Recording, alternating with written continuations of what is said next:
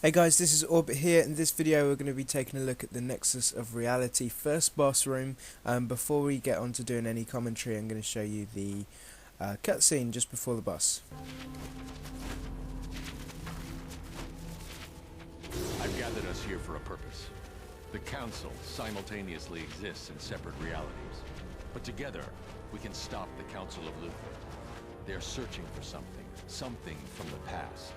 An artifact that is linked to the origin of someone crucial to our cause. If that artifact is erased, that hero will share that fate. It's a compelling plan, but it cannot succeed. I'm going to shift you out of phase with this reality and into phase with Luther's. You might feel a slight tingling sensation. I'm not surprised that second-rate genius Batman sent you to stop me. So be it. There's nothing you can do. My little experiment was already begun. Attention. Target signature located. Prepare for time shift. Tick-tock, I've got to go. I have an artifact to acquire. My friends here will take your challenge, but I must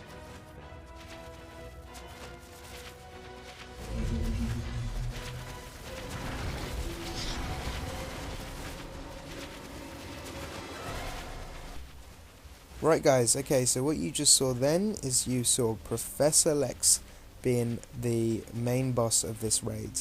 Okay, and we know he's the main boss because he was the guy right at the start, okay, talking a load of crap. Pretty much. He was the guy in front of the other Lexes thinking he was the business.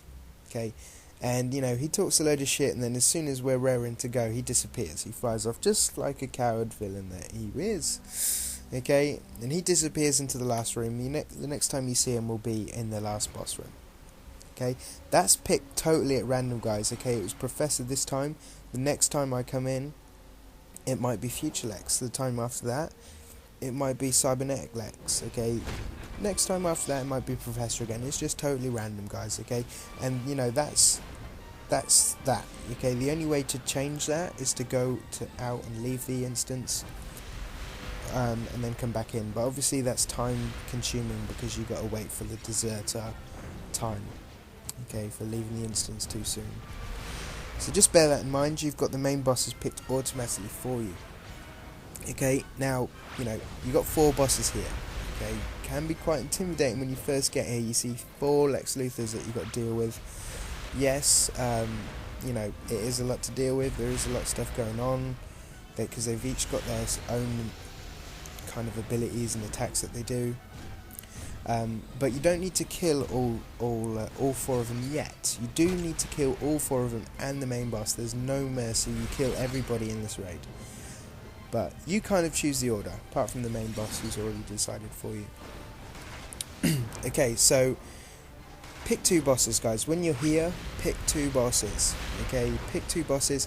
Whoever you kill, okay, will appear in the last boss room with the main boss. Whoever you kill will be in the last boss room with the main boss. Okay, and there's 2, so there'll be 3 at the end. Okay, the other 2 who you don't kill, you need to kill individually, one by one. Okay, there'll be 2 different paths that you kind of go down. Okay, after this boss, you'll go down a path, clear some ads. Then you'll be here with this another boss, and it'll be one of the Lex Luthers that you've saved. Kill him, go down another corridor, clear some ads.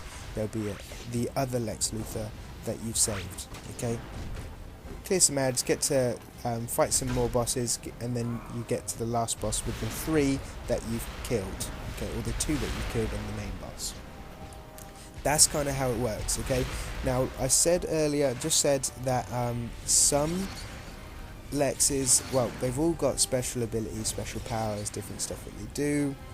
So it's, you know, I find personally some easier to deal with than others. For example, Future Lex is a pain in the backside. He's got a huge AoE, massive AoE that pretty much flashes under your feet, and as soon as that happens, you're dead. I'm pretty sure it's just because it's, you know, it takes a while to load. Because the moment you see it, you're dead. So that's very, very hard to avoid. Okay, so you want to try not to get Future Lex on the last boss room. For PC, you know, things are a little bit faster, a little bit crisper. You know, that, you know, it might be a lot easier on the PC. I don't know, I don't play on the PC. But especially for PS3 players, you know, that AoE comes under you, it's game over, okay? And you only need to be picking someone up, and that to flash under your feet. You know, you don't want that on the last boss, okay? So, if future Lex is here, don't kill him. Do not kill him separately. Kill him before getting to the last boss. Another pain in the backside is General Lex. General Lex has a shield. He will smash you over the top of your head with that shield.